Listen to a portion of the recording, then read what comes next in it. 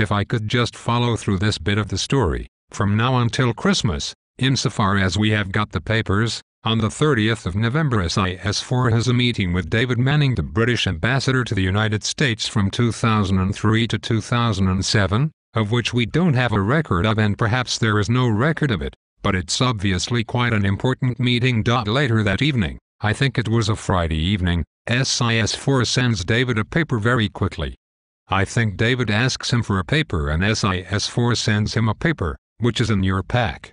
It was the first of 3 papers that you subsequently sent more formally and officially to number 10, and you sent 2 of the 3 papers on the 3rd of December to the Foreign Secretary. But if we can look at what was attachment 1 to your letter to number 10 of the 3rd of December, it's a paper that's just headed Iraq, and it says, "What can be done about Iraq?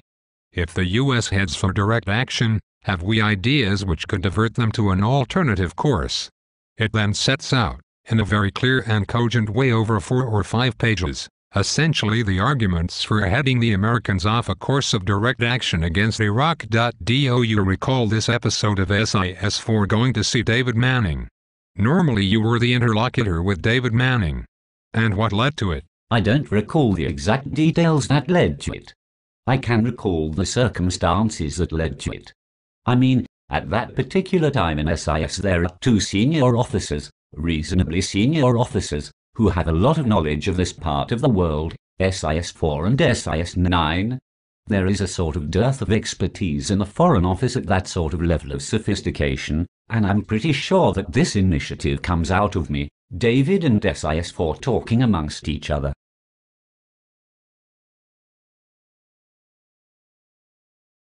I would regard this as an informal attempt to make SIS4's knowledge and expertise available to David. That's my memory of this.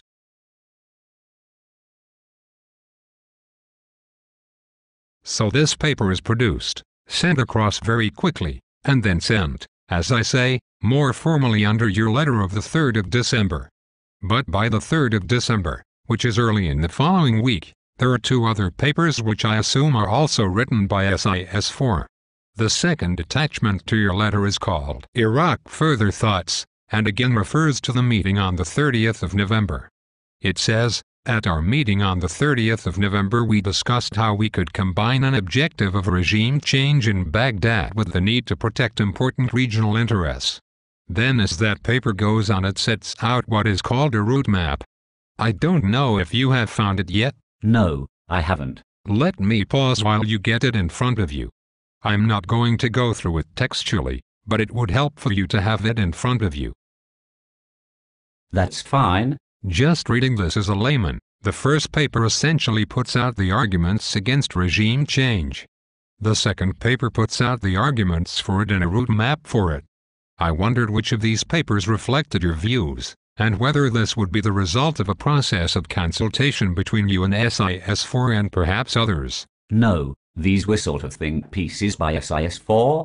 They don't, you know, represent my views. I mean, I think that you should regard them as sort of catalysts that were there to be helpful to Manning and people in the FCO, to stimulate their thinking. Frankly, what my views may or may not have been are largely irrelevant, I think. This was some think pieces written by SIS4 for the benefit of central government because of his level of expertise. But you sent them, your office. Your private secretary sends them to the Prime Minister and the Foreign Secretary? Yes, absolutely. So they come across to them as the SIS? Absolutely not, no. They come across as SIS4's ideas. It was well known that SIS4 had this expertise and these were written by him. They had no status as official papers at all. Don't get carried away, Rod. This is quite different from policy papers in the Foreign Office. These have absolutely nothing to do. They are SIS4's ideas about aspects of the situation in Iraq, and they are known to be that. They are people picking SIS4's brain, just like SIS9's brains were picked at various times. They are very good, very expert papers. They are clever papers, and they reflect the degree of expertise that SIS4 has. A lot of the things that are said in them turned out to be remarkably accurate, were borne out by events. I think SIS4 is very perspicacious, if I may say so. On their status, if she sends papers on the Prime Minister's Foreign Affairs advisor, and then he sends them also, or at least his private secretary does, to the Foreign Secretary's private secretary, that underlines their importance. The Foreign Secretary then replies to your office, his private secretary, "Thank you for your letter of the 3rd of December which the Secretary of State has read." He thought the 2 papers very perceptive and hopes that the Prime Minister reads them. I'm sending a copy to David Manning, so those papers, as you say, in the absence of a lot of other thinking going around, look from the record to be not only high quality, but probably papers that are read by the 2 highest political decision makers on this subject, the Prime Minister and the Foreign Secretary, and inevitably will have an impact. Are you trying to imply? If you are trying to imply that SIS is making policy, I totally reject that. I'm not. I don't know what you were driving at, Rod. The fact is I'm picking the brains of a British official who knows a lot about the issue. Are you suggesting that it would be a good idea if the Prime Minister and the Foreign Secretary hadn't done that? No. I'm trying to elucidate. You have to understand the service is not the Foreign Office. It's not a policy department. It's a department which is essentially an operational department, which contains a lot of people with some really remarkable knowledge and expertise.